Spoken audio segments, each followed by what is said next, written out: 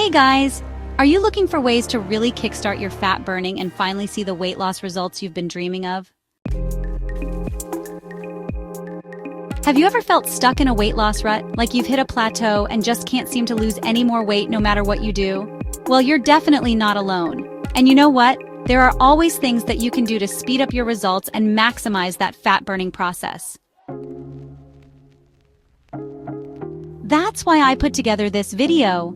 We're going to go through every single point that often comes up when you're trying to lose weight and feeling unsuccessful.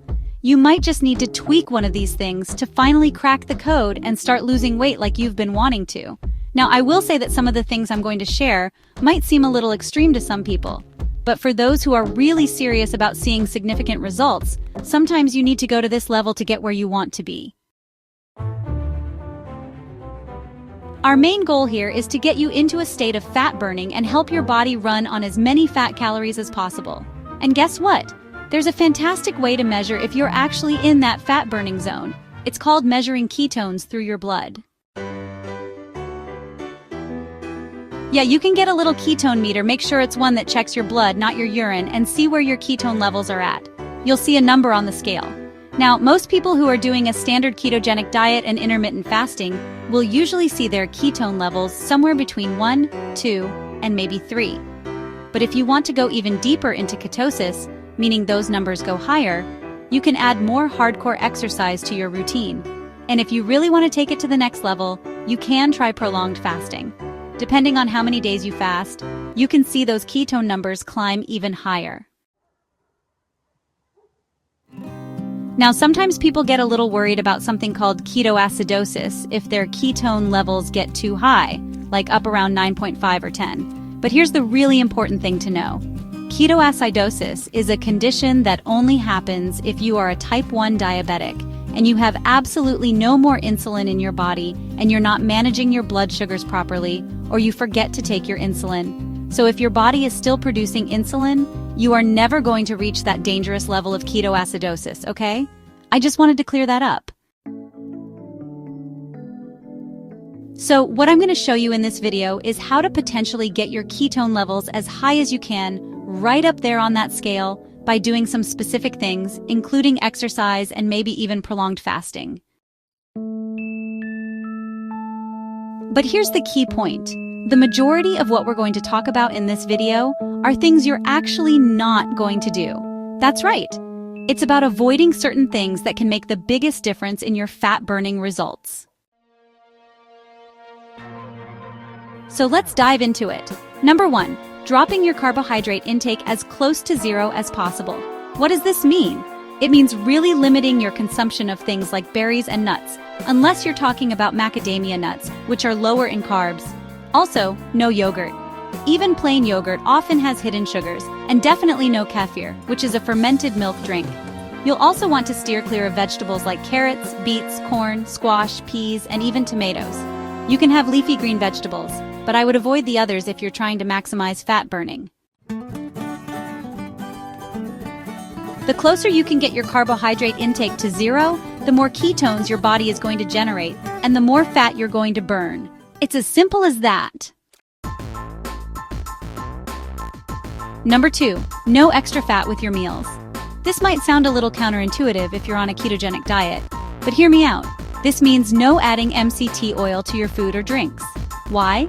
Because your body is going to use that easily accessible fat from the MCT oil before it even thinks about tapping into your own stored fat reserves. The same goes for bulletproof coffee, which is basically coffee with MCT oil and butter. If you're trying to maximize fat burning, skip the bulletproof coffee for now. And definitely no keto bombs or those little high-fat desserts right after your meal. Just don't eat them, especially if you're buying them pre-made. A lot of those store-bought keto treats have all sorts of different ingredients added in that might actually hinder your progress. We really want to avoid adding any more fat than absolutely necessary. You only want to consume the fat that naturally comes along with your protein sources. And I wouldn't add anything extra to your coffee either. Just drink plain black coffee. So, no half and half or cream at this stage. I'm just going through all the things that could potentially slow you down a little bit. Okay? And if you put all these things together, you're pretty much guaranteed to see better results. Okay? Number 3. No sugar alcohols. These are the alternative sweeteners that a lot of people use on keto, like xylitol and erythritol. Now, while these don't technically contain sugar, they can still really mess with your digestive system, and that can lead to bloating and other uncomfortable problems. This is also why we're going to recommend no almond flour. So many people actually have an issue with almond flour, okay? They can experience bloating and digestive upset from it. And also, no keto packaged foods. Nowadays, companies are slipping in all sorts of synthetic fibers. These new things called functional fibers, like soluble corn fiber and tapioca fiber, and even hidden maltodextrin that they don't even always put on the label. So, we just want to avoid all of that so it doesn't become a barrier to your fat-burning goals. All right? Number 4. When you go out to a restaurant, it's kind of a crapshoot. There are so many seed oils that they use to fry food and that they put into the food at restaurants, especially fast food restaurants, but even other restaurants as well. When I go out to eat, I really have to read that menu carefully. And I'm constantly asking the waitress or the waiter very specific questions about the ingredients because my body is very sensitive. I can often tell if there's any hidden sugar or weird chemicals in the food, and I'll walk away from that restaurant not feeling quite right because I'll know that there was something in there that didn't agree with my body. So, at this stage, if you really want to see some great results, I would just recommend not going to any restaurants at all. Cook your own food so you have complete control over what you're putting into your body, okay? Number 5, only 1 cup of coffee and not more than that. Why? Because we don't want to add too much caffeine, which can actually inhibit your sleep. And as we'll talk about later, good sleep is crucial for fat burning. Too much caffeine also puts more strain on your liver because your liver has to work hard to detoxify the caffeine. So stick to just 1 cup of coffee. Alright, number 6, apple cider vinegar. Try taking 1 tablespoon of apple cider vinegar in a glass of water before your meal. Why? Because apple cider vinegar is really good at helping to regulate your blood sugar levels. It can help improve insulin sensitivity, which is a huge problem for a lot of people who are struggling to lose weight. Also, the apple cider vinegar will help make your stomach a little more acidic, which can lead to better digestion of your food. Alright, let's move on to the next section here. Alright, number 7, no more than 8 ounces of protein per meal. Why? Because if you consume too much protein at once, it can actually spike your insulin levels. So typically, on a standard ketogenic diet, you might aim for somewhere between 3 to 6 ounces of protein per meal. But because we're recommending OMAD, which is 1 meal a day, Monday through Friday, you're going to want to eat a little more protein at that 1 meal. So around 7 to 8 ounces of protein would be a good amount. Now, the type of protein you choose does matter. You want to focus on protein sources that come with their natural fat content. You don't want to do any super lean protein. Instead, opt for fatty protein like hamburger, fatty steak, salmon, other fatty fish, seafood, and eggs. You can also include some cheese if it's a high-quality cheese, like an organic European cheese from grass-fed cows or a raw milk cheese. That would be the best option. Cheese can be a good source of protein without the carbs that you find in other dairy products like regular milk, kefir, or yogurt. I also recommend avoiding protein powders. Why? Because they often have all sorts of added ingredients in them, and also, they tend to be too lean, okay? The leaner you go with your protein sources, the higher your insulin levels might spike. Alright, I also recommend not consuming any pre-made shakes, okay? There are a lot of weight loss shakes and meal replacement shakes out there. Avoid those. They often contain certain ingredients that you really don't want to be putting into your body. Alright, the next point would be